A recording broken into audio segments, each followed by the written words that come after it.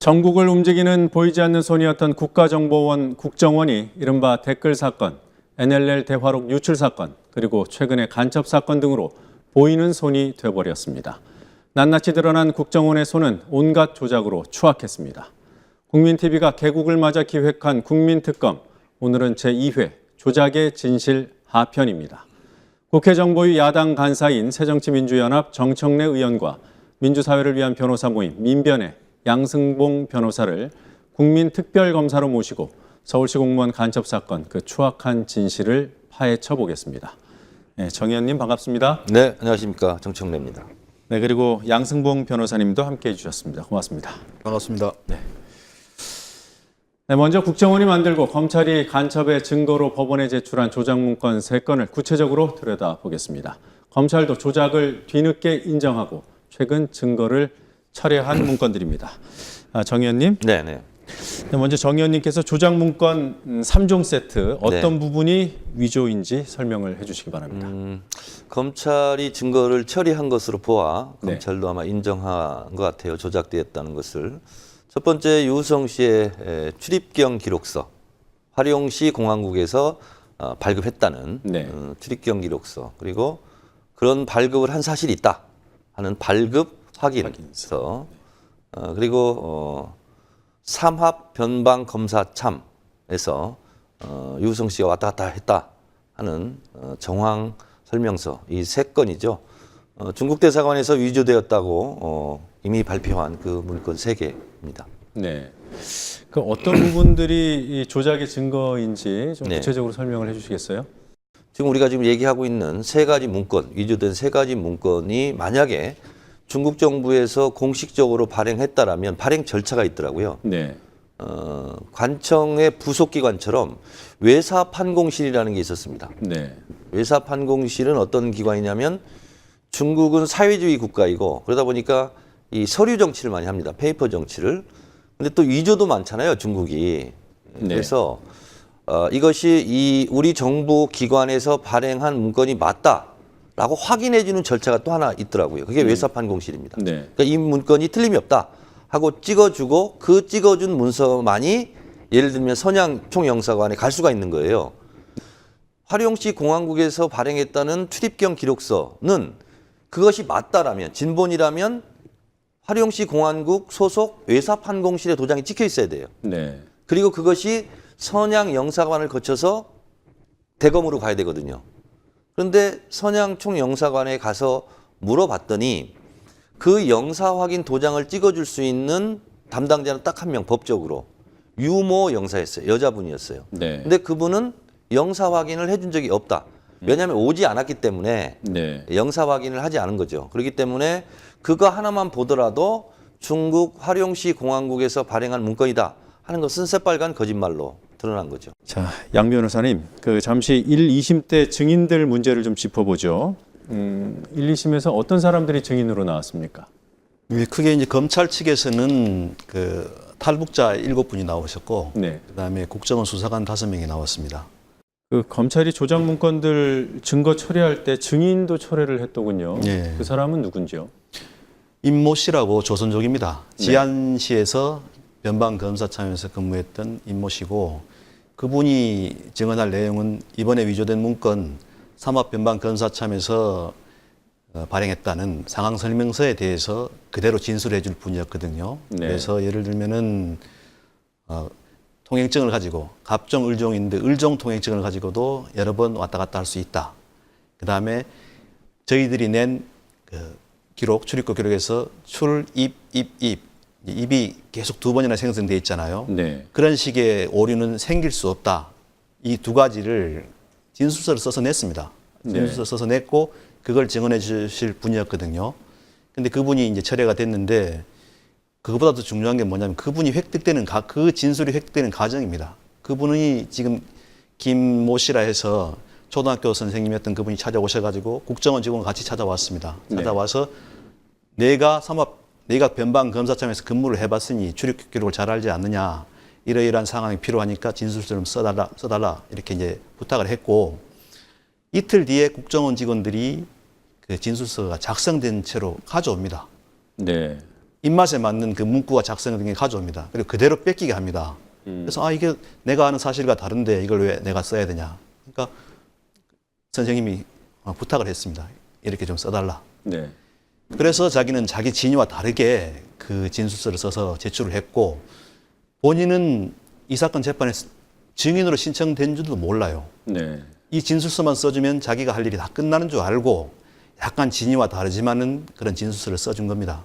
근데 자기가 나중에 증인으로 신청이 됐다 이런 걸 알고는 약간 놀라더라고요, 오히려. 그래서 국정원에서 수사를 할 때 어떻게 자기들의 의도에 맞는 그 진술을 확보하는지가 임시를 통해서도 드러났고 결국 증인으로 신청은 돼 있지만 본인도 모르는 그런 좀 우스꽝스러운 상황이 발생했고 그게 이제 다 드러나니까 이번에 검찰에서는 처리를 했습니다. 네.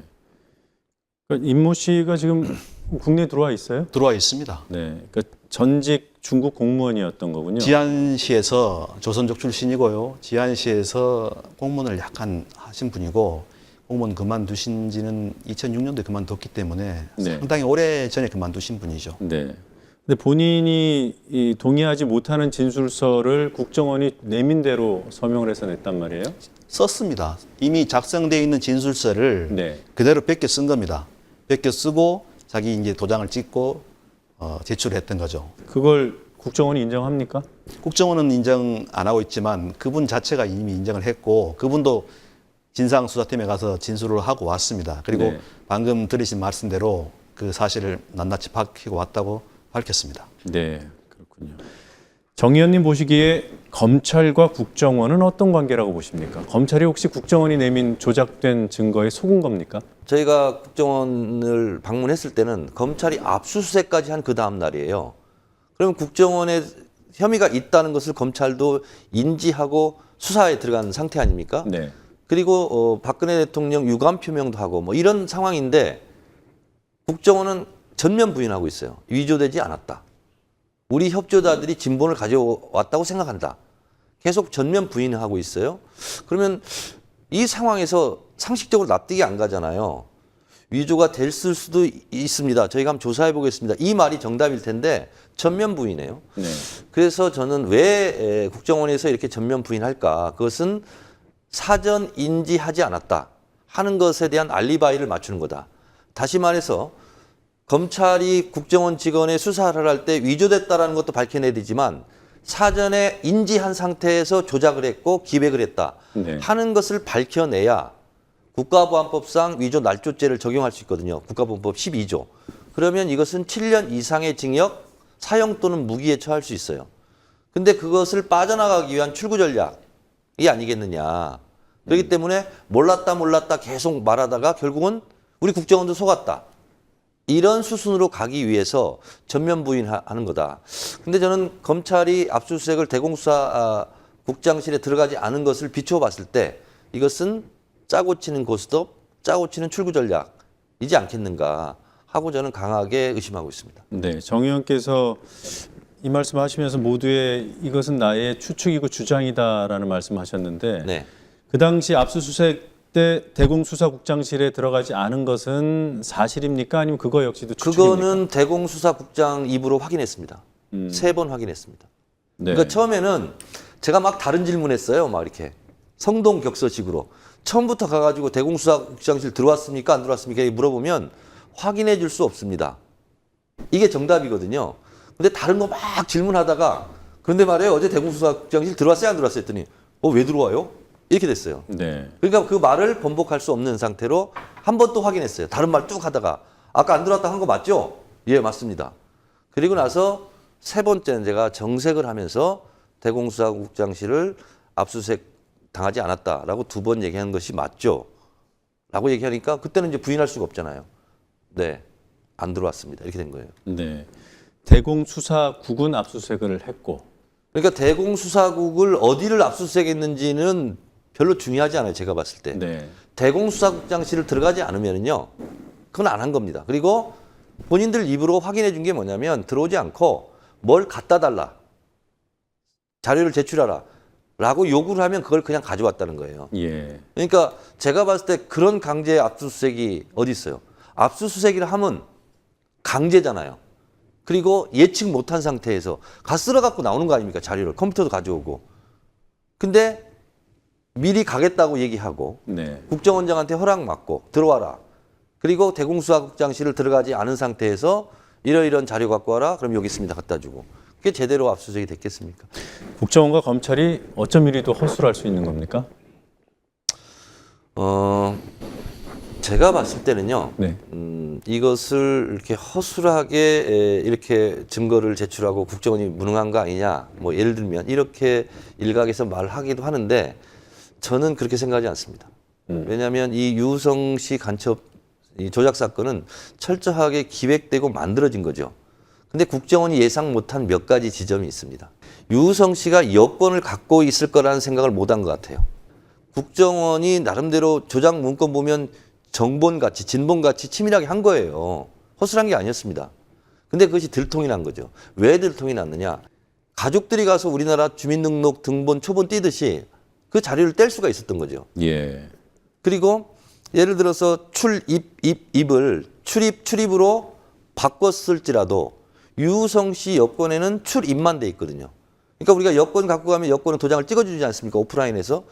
그것을 출입 이렇게 될 수는 없는 거죠. 그냥 출입만 된 거죠. 그러니까 네. 오류 출입이 오류 그 이제 중국의 컴퓨터 매사 시스템이라고 그러더라고요. 매화 매자를 써가지고 그 오류가 나면 그렇게 난다는 거 아닙니까? 국정원이 간과를 했다. 저는 그래서 유성 씨가요, 진짜 운 좋은 사나이다 이런 생각을 합니다. 지금 언론에서도 보면 증거 조작 구체적인 증거가 나오면 나올수록 유성 씨를 공격하는 유성 씨를 간첩은 맞다. 일부 증거에 문제가 있을지라도 간첩은 맞는 거 아닌가라는 그러한 취지의 보도들이 일부 언론에 나오고 있습니다. 그것도 반복적으로요. 예. 그냥 마구마구 쏟아내고 있습니다. 그리고 그 마구마구 쏟아내는 자료가 새로운 게 아니에요. 1심 재판부에서 충분히 의혹 제기가 됐고 다 반박이 됐던 해명이 됐던 겁니다. 근데 그게 마치 새로운 사실처럼 그대로 소스를 지금 전달하고 있습니다. 그리고 그 소스는 아주 은밀하게 이루어진 그 수사기관에서의 수사 자료거든요. 도저히 독자적으로 취재가 불가능한 자료들입니다. 그러니까 뭐 어디서 제공했는지 뻔하지만 거기에 대해서는 이제 언급을 하지 않겠습니다. 변호사님께서는 국정원이 왜 이런 말도 안 되는 조작 사건을 일으켰다고 보시는지요? 그동안은 그 비교해 줄 수 있는 비교군이라든지 이런 자료가 없어서 그냥 넘어왔던 겁니다. 계속 허위 사실이 만들어지고 허위 증거가 나오더라도 그걸 이제 깨지를 못했던 겁니다. 여기서 한 가지 내가 더 첨가하고 싶은 말은 이번은 박원순 서울시장 떨어뜨리기 프로젝트의 일환이 아니었겠느냐라고 저는 주장합니다. 왜냐하면 오세훈 시장 때 비정규직으로 들어갔다, 계약직으로 들어갔다 하더라도 어쨌든 박원순 시장이 데리고 있었던 거 아니냐. 그렇기 때문에 박원순 시장은 간첩이 암약하도록 도와준 거 아니냐. 실제로 이런 주장을 하고 싶었던 것 같아요. 그렇기 때문에 2013년 1월 이 간첩 사건, 조작 사건이 터지자마자 보수단체들이 서울시청에 몰려가서 박원순 책임지라고 얘기합니다. 네. 그 데모를 하고 그 사진을 제가 갖고 있어요. 원세훈 국정원장 때부터 수사가 이루어진 사건입니다만 이번 문건 조작은 남재준 국정원장 재임 시절에 일어났잖아요. 예. 남 국정원장이 개입돼 있다고 보십니까? 지금의 돌아가는 양상은 국정원 댓글 사건과는 정반대의 기소를 하지 않을까. 꼬리를 자르지 않을까. 네. 이런 거죠. 국정원 측에 제가 말씀드리고 싶은 것은 제발 좀 일관성이 있어라. 어? 저희가 그때 그랬거든요. 원세훈 원장뿐만 아니라 실적 댓글 공작에 들어갔던 사람들까지 다 선거법으로 구속 기소해라. 근데 검찰에서는 아니다. 상명하복 관계이기 때문에 지시를 한 사람이 질지로 중죄를 지었고 그건 어쩔 수 없이 마지못해 지시받고 한 거기 때문에 이 사람들은 기소할 수 없다 했거든요. 그것이 맞다면 그 기준을 이번에 적용하시기 바라겠습니다. 그러니까 국정원 댓글 사건은 상층부만 기소를 했고요. 네. 이번 사건은 밑에 실무선 그것도 극히 일부만 지금 기소를 한 상황이란 말이에요. 그렇습니다. 예. 그래요. 근데 제가 알고 있기로는 국정원은 사소한 건도 다 국정원장이 알고 있고 보고받고 지시해야 되는 그런 조직입니다. 이번 그 문건 3개가 위조된 것으로 대해서 특별히 됐었는데 실질은 공소 제기부터 그다음에 이제 수사 단계부터 이 사건은 철저하게 인위적으로 만들어진 사건입니다. 그거는 네. 이제 추후 나중에 이제 백서라든지 이런 거 발급 통해서 저희들 충분히 증명할 자신이 있고요. 수사 의지는 아까 의원님 말씀하셨지만은 한 달 뒤에 사건이 불거지고 나서 한 달 뒤부터 압수수색이 있었거든요. 네. 거기에서 이미 이제 다 수사 의지가 다 드러났다 보입니다. 밀행성, 신속성 이게 제일 중요한데 한 달이나 여유 줬으면 아마 증거 다 폐기했을 거예요. 남겨두는 것 자체가 이제 이상할 거고 저는 강한 수사 의지를 느낄 수가 없고 무엇보다 이번에 지금 공소 제기한다고 합니다. 벌써. 그리고 그 모해 증거 위조죄 뭐 이런 식으로 한다고 하는데 이 사안은 정말 전형적으로 국가보안법 위반에 들어맞는 사안이거든요. 네. 그래서 그거 적용하지 않는다면은 이미 뭐 다 결론 내놓고 나머지는 다 생색내기용으로 진행하고 있다고 보고 있습니다. 네. 정 의원님, 네. 정보위, 국회 정보위가 열리면 남재준 국정원장한테 어떤 점을 확인하고 싶으십니까? 지금 상황에서 국정원장 한마디가 굉장히 전 중요하다고 생각합니다. 자, 검찰이 국정원까지 압수수색했는데 지금도 국정원에서는 위조됐다고 보고 있지 않느냐? 네. 않는가라고 물었을 때 뭐라고 답변할까? 저는 그 대답이 굉장히 궁금해요. 그거는 확인해 줄 수 없습니다. 이렇게 답변하기 곤란하잖아요. 자, 중국 대사관에서도 검찰에서도 증거를 처리했는데 그러면 국정원은 이것이 증거 조작이 됐다고 보느냐? 아직도 조작이 안 됐다고 보느냐? 라는 질문에 대해서 국정원장이 어떻게 답변할까? 이 부분이 저는 굉장히 귀추가 주목됩니다. 네. 그 전에 혹시 남재준 원장이 사퇴할 가능성은 없어요? 저는 개인적인 의견으로 자진 사퇴하면 안 된다고 생각하는 사람입니다. 왜냐하면 이것은 분명하게 국가보안법 위반이기 때문에 저는 사법처리 대상이지 그리고 파면 해임 조치의 대상이지 자진 사퇴하고 그냥 편안하게 이렇게 지내도록 하는 것은 이 사건의 마무리가 아니다. 저는 이렇게 보고 있습니다. 만약에 사퇴하면 국회에는 출석을 안 하게 되는 거죠. 그렇습니다. 네. 그렇습니다. 자, 오늘 두 분 말씀 잘 들었습니다. 네, 고맙습니다. 고맙습니다. 국민TV 개국 특집 국민의 이름으로 기소한다. 국민특검 2회는 여기서 마치도록 하겠습니다. 다음 주 월요일 3회에서는 서울시 공무원 간첩 사건에 이어서 새롭게 조작 의혹이 제기되고 있는 이른바 탈북자 여간첩 1호 원정화 사건에 대해 알아보겠습니다. 관련 내용 특종 보도한 한겨레 신문 허재현 기자 그리고 원정화 씨와 함께 간첩 혐의를 받았던 원 씨의 양아버지 김동순 씨 변호인인 이광철 변호사가 국민특별검사로 출연할 예정입니다. 이 시간은 여기서 모두 마치도록 하겠습니다. 고맙습니다.